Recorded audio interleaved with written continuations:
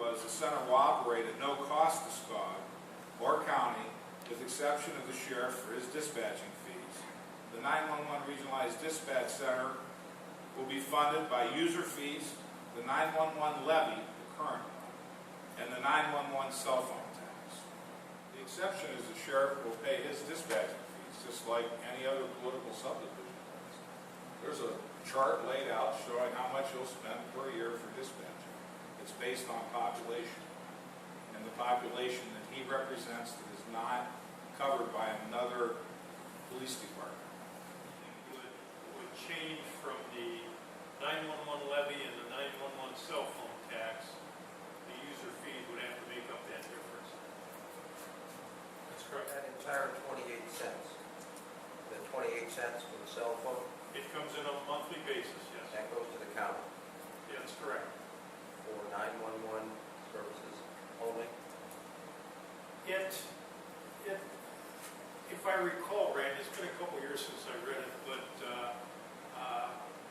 it allows for the upkeep, maintenance, capital monies to keep 911 current and updated. After everything has been updated, which they're in the process of doing right now, then there's added uses that it can be used for. I believe it can be used for some salary structure stuff, things like that. But even at 28 cents coming back per month per user, it's not quite the windfall when you look at the operating expenses. And you got to remember that the technology for 911, like any other technology, is going to be ever-changing, hopefully improving, and there's cost factors tied with that. So whether that will ever generate enough money to think that we can operate and pay personnel expenses and things like that, it may or may not happen.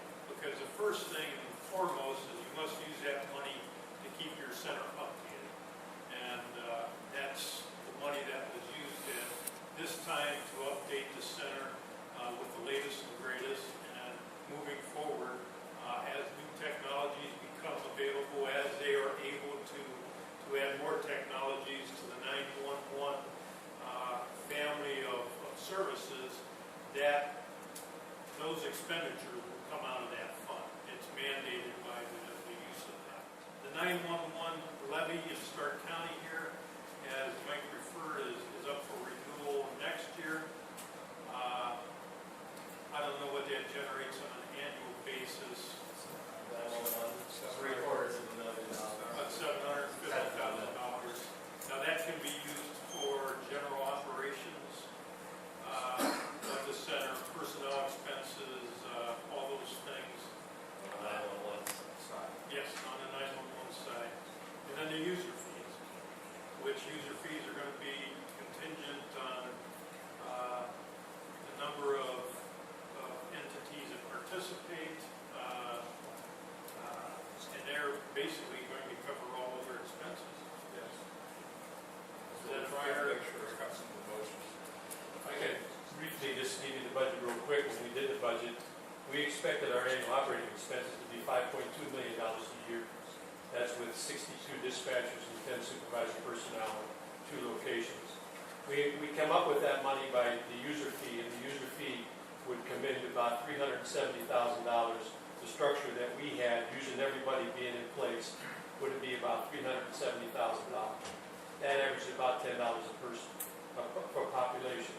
We took the $650,000, $700,000 that was coming in annually for the 911 levy, because that would be part of this center, and we took into consideration the $900,000 that was being taken in annually by the 911 cell phone.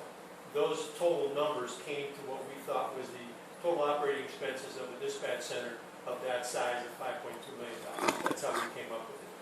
If we lose any part of that, obviously, as Director Riemann said, if we lose any part of that, for some reason the levy doesn't get passed, or the cell phone tax doesn't, or gets less instead of more, obviously our position is that we'd have to raise the user fees. And because we do not want to tax Scog or their budget, Scog's budget, it's never our intent to get the county's budget. But when I say that if the levy doesn't pass or the tax money doesn't come in, don't forget this county's counting on that whether you consolidate or not.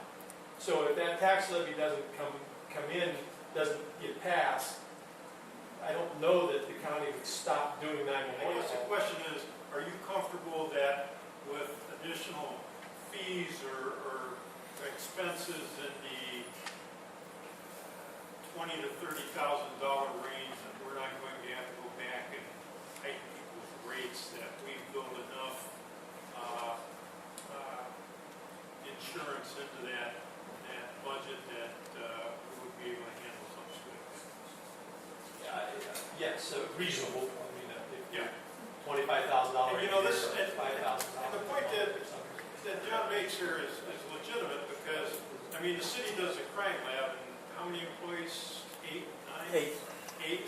You know, so it's not a huge burden, but now we're talking a center that's going to be 70 to 75 people, and the point that John raises is very legitimate in that it could be an added burden on county resources, that it would be appropriate for them to be reimbursed for. The issue of the remaining proposed leases and the leases that will be entered into between the county and Scog and the city and Scog for the actual use of the equipment in the centers, that's a separate issue.